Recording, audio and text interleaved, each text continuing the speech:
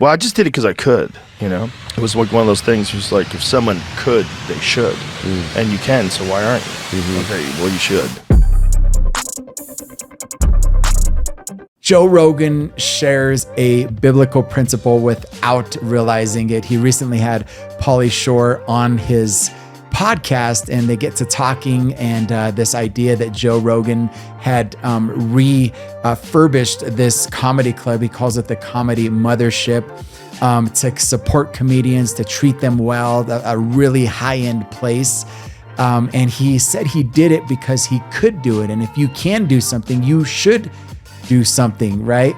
And I'm going to tie this together with a biblical principle, but I don't think he realized that he used a biblical principle here. And I want to share this video and a little bit more information about how this has to do with the Bible. Let's check it out. Open micers, it's one of the things open micers have always done. Like they'll get a Wednesday at some place and they start, having people come in, they work a deal with the door, like really sort of, business-minded open micers have done that forever. No, it's great. It's great. And you're the leader.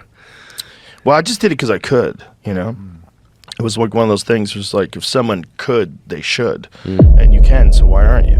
Okay, well, you should.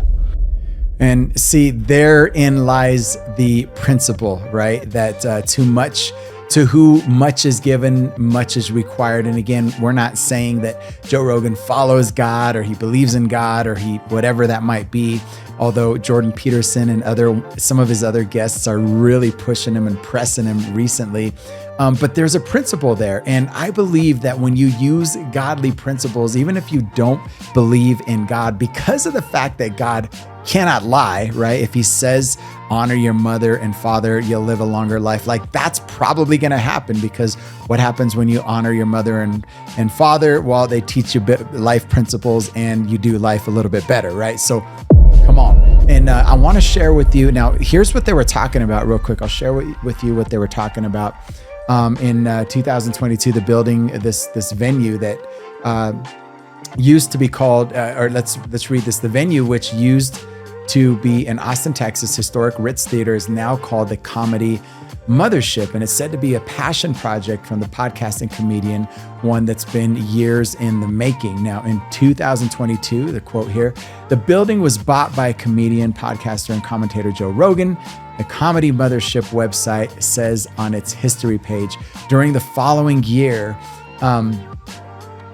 the building was renovated under the design of Austin architect Richard Wise to turn it into the Comedy Mothership, a stand-up comedy nightclub destination, fulfilling a dream and vision Joe Rogan had of providing a comedy community here in Austin that will draw comics from all around the world. Now, again, when he says, hey, I did it because I could do it, like he had the means to do it. He was blessed with the financial capability, the vision, the talent to do so. He says, so if somebody has the means to do it, they should do it. It's like, to him, it's a no-brainer. Like, if you can do it, do it. Like, why would you not do it, right?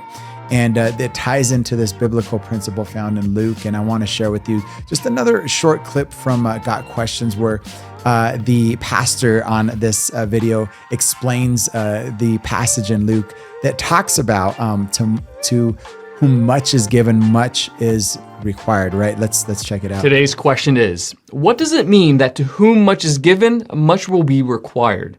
In this video, I'll answer that question from a biblical perspective. Then afterwards, as always, I'll share some helpful resources, so stick around until the end. And we're only going to watch the first few seconds of this just to get an idea of this principle found in the Bible. From everyone who has been given much, much will be demanded. And from the one who has been entrusted with much, much more will be asked. Luke chapter 12, verse 48.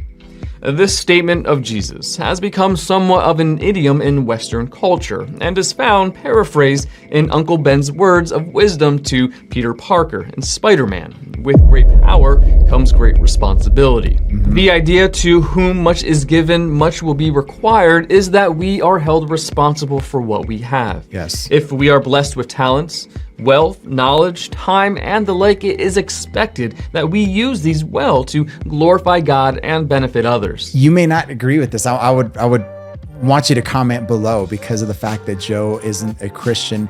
But the fact remains, and here's where I stand with biblical principles, whether you believe in God or not, if you follow biblical principles of marriage, right? Honoring your wife and the wife honoring your husband and you being generous with your money and you helping those in need and you doing the right thing, you're doing your best to not lie, cheat, steal, commit adultery, like all of these things, like you will be blessed. You'll be blessed before God, right? Not saying that we do this for blessings, but it does mean that God's principles don't lie. So it's possible, listen, it's possible to have a great marriage following biblical principles of communication, of honor, of trust, and all of these things that even 1 Corinthians says, and have a better marriage, even though God might not be a part of it. And again, I don't want, say what you want to say, but God's principles are true regardless of if you believe them or not. So all that to say, I circle back to say when Joe Rogan says, hey,